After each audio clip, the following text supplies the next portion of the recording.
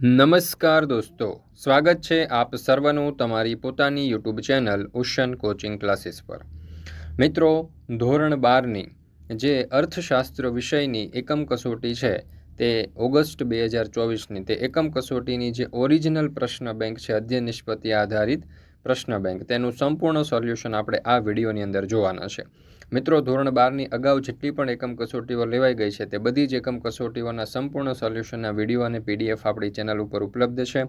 તે વિડીયો અને પીડીએફ મેળવવા માટેની લિંક તમને નીચે ડિસ્ક્રિપ્શન બોક્સમાં મળી જશે. અને હવે પછી આવનારી તમામ એકમ કસોટીઓના ઓરિજિનલ પ્રશ્ન બેંકના વિડીયો અને પીડીએફ મેળવવા માટે આપણા વોટ્સઅપ ગ્રુપમાં જરૂરથી જોડાઈ જજો, જેથી કરીને આ વિડીયો અને પીડીએફની લિંક તમને વોટ્સઅપ પર પ્રાપ્ત થતી રહે. ચાલો તો શરૂ કરીએ ધોરણ 12ની સામાન્ય પ્રવાહની અર્થશાસ્ત્ર વિષયની જે એકમ કસોટી આધારિત પ્રશ્ન બેંક છે તેનું સંપૂર્ણ સોલ્યુશન. એમાં છે વિભાગ એ.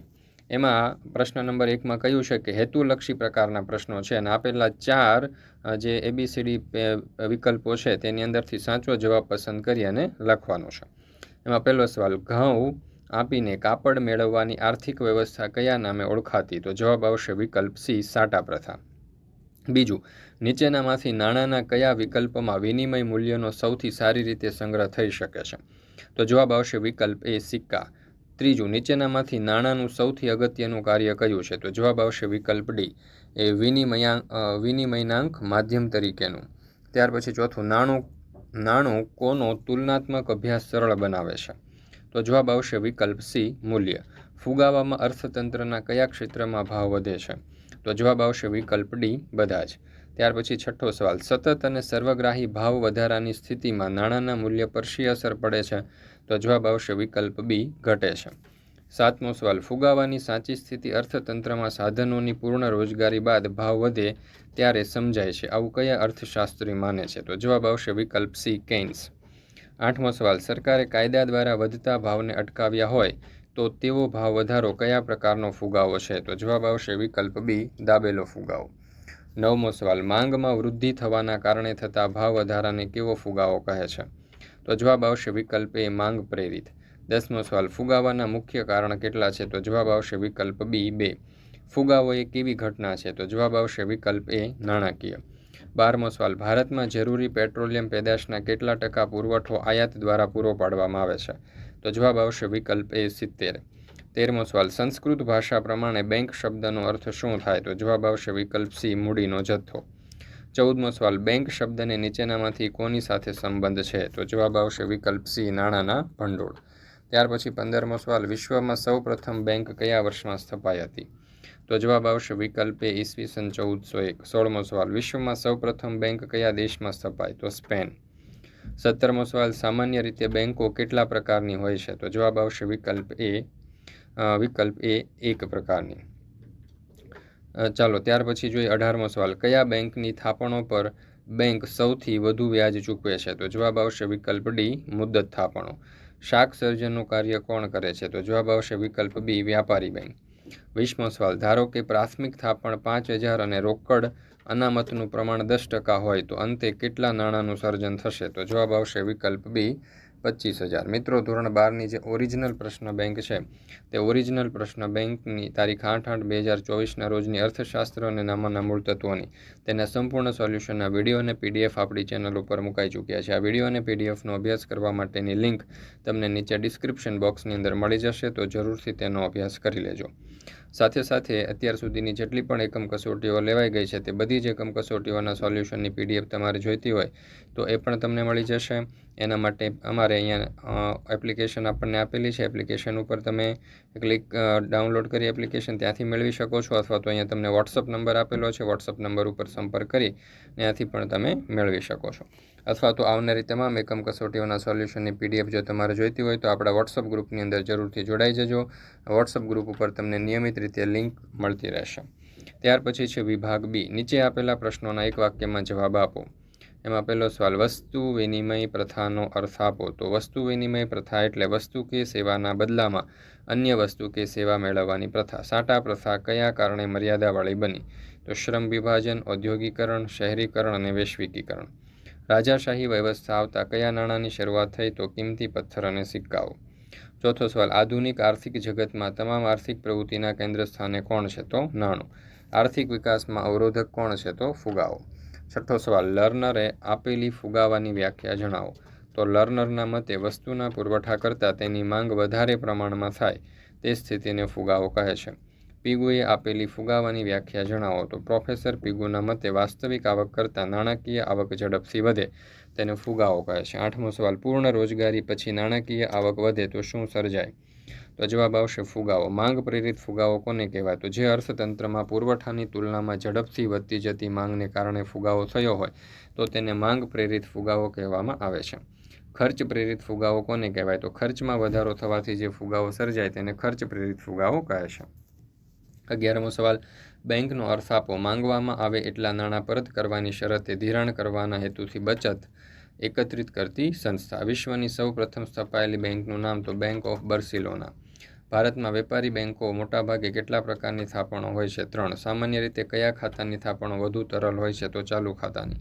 વેપારી બેંકના ટૂંકા ગાળા માટે ધિરાણનો સમયગાળો 1 વર્ષ હોય છે અને વેપારી બેંકના લાંબા ગાળા માટે ધિરાણનો સમયગાળો 5 થી 15 વર્ષ હોય છે. એટીએમનું પૂરું નામ છે ઓટોમેટેડ ટેલર મશીન. શાક સર્જનનું સૂત્ર પ્રાથમિક થાપણો ગુણ્યા 1/, રોકડ અનામતનું પ્રમાણ.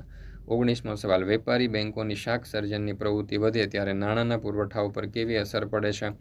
તો પુરવઠો વધે. COREનું પૂરું નામ આપો. તો centralise online real time exchange. ત્યાર પછી છે વિભાગ સી. હવે અહીંયા તમે જોઈ શકો છો કે ટૂંકમાં જવાબ આપવાના છે ગમે તે 2 જવાબના અને 1 પ્રશ્નના 2 ગુણ છે. પહેલું, ફુગાવાના લક્ષણો જણાવો. તો ફુગાવાની વિવિધ વ્યાખ્યાઓને આધારે ફુગાવાના નીચેના લક્ષણો સ્પષ્ટ થાય છે. ફુગાવામાં ભાવ સપાટીમાં સતત વધારો થાય છે.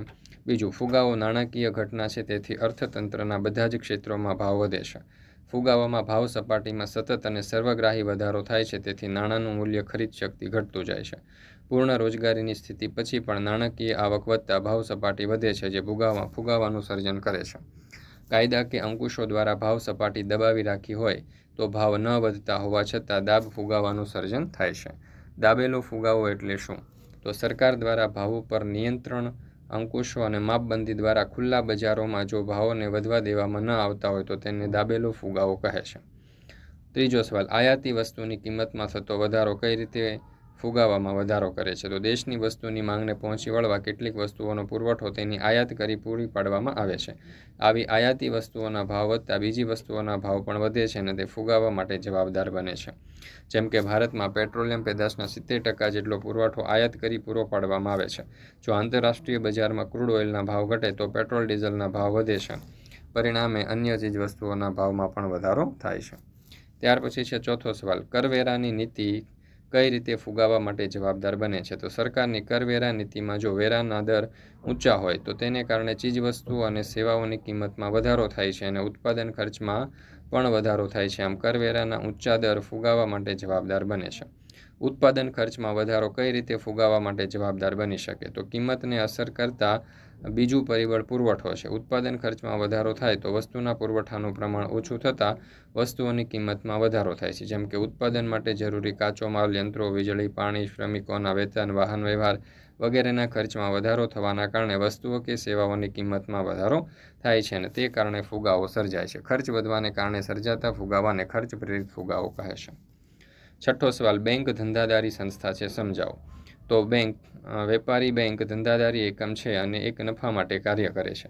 વેપારી બેંકો પ્રજાની બચતો થાપણોના સ્વરૂપમાં સ્વીકારી અન્ય કાર્યોમાં તેનું રોકાણ કરી પ્રજાને થાપણો પર વ્યાજ ચૂકવે છે. વેપારી બેંકો થાપણોનું ખેતી કે ઉદ્યોગોના વિકાસ માટે કાર્યક્રમોમાં રોકાણ કરી શકે છે. સરકારી જામીનગીરીઓ ખરીદી શકે છે અને જરૂરિયાતવાળા લોકોને ધિરાણ આપી શકે છે. બેંકો રોકાણ દ્વારા નફો કે આવક મેળવે છે અને ધિરાણના બદલામાં વ્યાજ વસૂલ કમાણી કરે છે. વેપારી બેંકો થાપણો પર જે વ્યાજ ચૂકવે છે તેના કરતાં ઊંચા વ્યાજના દરે ધિરાણ કરી નફો કમાય છે તેથી વેપારી બેંકો એ ધંધાદારી સંસ્થા છે. બેંકો નાણાંની હેરફેર કરી નફો કમાવાનો ધંધો કરે છે અને તેથી જ બેંકો એ વેપારી બેંકો કહેવાય. 7મો સવાલ, રિકરિંગ થાપણો કોને કહેવાય? તો આ થાપણો પણ બચત ખાતાની થાપણોનો એક પ્રકાર છે. જે વ્યક્તિઓ એક સાથે બચત કરવા ન ઈચ્છતી હોય કે ન કરી શકતી હોય તેવી વ્યક્તિઓ દર મહિને કોઈ ચોક્કસ રકમ આ ખાતામાં જમા કરાવતી રહે છે. આમ વ્યક્તિની થાપણ વધતી જાય છે અને જમા થયેલી થાપણ પર તેને વ્યાજ મળતું રહે છે. આવી થાપણોને રિકરિંગ થાપણો કહે છે. 8મો સવાલ, શાક સર્જન એટલે શું? તો બેંકો પોતાની પાસે જે પ્રાથમિક થાપણો હોય તેના કરતાં અનેક ગણા નાણાંનું ધિરાણ કરી તેને શાક સર્જન કહેવામાં આવે છે. વેપારી બેંકો પોતાની પાસેથી પ્રાથમિક થાપણોની મદદથી શાક સર્જન દ્વારા નવી થાપણોનું સર્જન કરે છે. વેપારી બેંકો પોતાના ગ્રાહકોને રોકડ સ્વરૂપમાં ધિરાણ આપવાને બદલે એ રકમ ગ્રાહકોના ખાતામાં જમા કરે છે. શેડ્યુલ્ડ બેંક એટલે શું? રિઝર્વ બેંક ઓફ ઇન્ડિયાના 1934ના કાયદાની બીજી અનુસૂચિ પ્રમાણે જે બેંકોની સ્થાપના થઈ હોય તેને શેડ્યુલ્ડ બેંક કહેવામાં આવે છે. શેડ્યુલ્ડ બેંકની વર્ગીકરણ કરો. બેન્કિંગના કાર્ય કરતી જે કંપનીઓ રિઝર્વ બેંક ઓફ ઇન્ડિયાના 1934ના કાયદાની બીજી અનુસૂચિમાં આવતી હોય તેને શેડ્યુલ્ડ બેંક કહે છે. શેડ્યુલ્ડ બેંકનું વર્ગીકરણ નીચે મુજબ છે. અહીંયા તમે જોઈ શકો છો, ચાર્ટ આપણને આપેલો છે. મિત્રો, ધોરણ 12ની તારીખ 8/8/2024ના રોજની જે ઓરિજિનલ પ્રશ્ન બેંક છે, અર્થશાસ્ત્ર અને નામાના મૂળ તત્વોની, તેની PDF મેળવવા માટેની લિંક તમને વિડીયોના ડિસ્ક્રિપ્શન બોક્સમાં આપેલી છે, અથવા તો પ્લે સ્ટોર ઉપર જઈને આપણી એપ્લિકેશન ડાઉનલોડ કરી લેજો. ઓશન કોચિંગ ક્લાસીસ ત્યાંથી પણ મળી જશે, અથવા તો આપણો વોટ્સઅપ નંબર આપેલો છે, આ નંબર ઉપર કોન્ટેક્ટ કરીને પણ તમે મેળવી શકો છો. અત્યાર સુધીની જેટલી એકમ કસોટીઓ ગઈ છે તે બધી જ એકમ કસોટીઓના સોલ્યુશનની PDF પણ તમે મેળવી શકો છો, અથવા તો આવનારી જે એકમ કસોટીઓ છે તેના ઓરિજિનલ પ્રશ્ન બેંકની PDF મેળવવા માટે આપણા વોટ્સઅપ ગ્રુપની અંદર જરૂરથી જોડાઈ જજો. વોટ્સઅપ ગ્રુપમાં જોડાવાની લિંક તમને નીચે ડિસ્ક્રિપ્શન બોક્સની અંદર મળી જશે. ત્યાર પછી આપણને આપ્યો છે વિભાગ ડી. નીચે આપેલા પ્રશ્નોના મુદ્દાસર જવાબ આપો. પ્રત્યેકના 3 ગુણ છે. એમાં પહેલો સવાલ, વસ્તુની માંગમાં વધારો થવાના લીધે ફુગાવો ઉદ્ભવવાના કારણો ચર્ચો. તો અહીંયા તમને દરેક પ્રશ્ન જે છે તેના ખૂબ જ સરસ રીતે ઉત્તરો આપવામાં આવેલા છે. તમે જોઈ શકો છો. આ વિડીયોને પોઝ કરીને સ્ટોપ કરીને પણ તમે સોલ્યુશનનો અભ્યાસ કરી શકો છો. બીજો સવાલ, ફુગાવાની વ્યાખ્યા આપી તેના લક્ષણો જણાવો. તો એ પણ ઉત્તર અહીંયા આપેલો છે. ત્યાર પછી ત્રીજો સવાલ, ફુગાવાના અન્ય કારણો સમજાવો. તો અહીંયા તમે જોઈ શકો છો કે ફુગાવાના અન્ય કારણો જે છે તે આપણે દર્શાવેલા છે. ત્યાર પછી ચોથો સવાલ, વેપારી બેંકો દ્વારા સ્વીકારાતી જુદા જુદા પ્રકારની થાપણોની સમજૂતી આપો. ત્યાર પછી પાંચમો સવાલ, વેપારી બેંકનું શાક સર્જનનું કાર્ય ઉદાહરણ સહિત સમજાવો.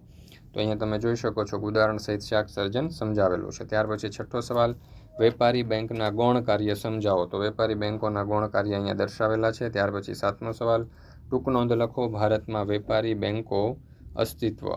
તો અહીંયા આ રીતે તમને દરેક પ્રશ્નોના ઉત્તરો અહીંયા જોઈ શકો છો. ત્યાર પછી આઠમો સવાલ, બેંકનો અર્થ આપો. બેંક શબ્દનો ઉદ્ભવ કઈ રીતે થયો તે સમજાવો. ચાલો, તો અહીંયા આપણે વિભાગ ડી પૂર્ણ કરીએ છીએ. વિભાગ ઈ. અહીંયા કહ્યું છે કે નીચે આપેલા પ્રશ્નોના વિસ્તારપૂર્વક જવાબ લખો. ગમે તે એક પ્રશ્ન લખવાનો છે અને એક પ્રશ્નનો કુલ 5 ગુણ છે.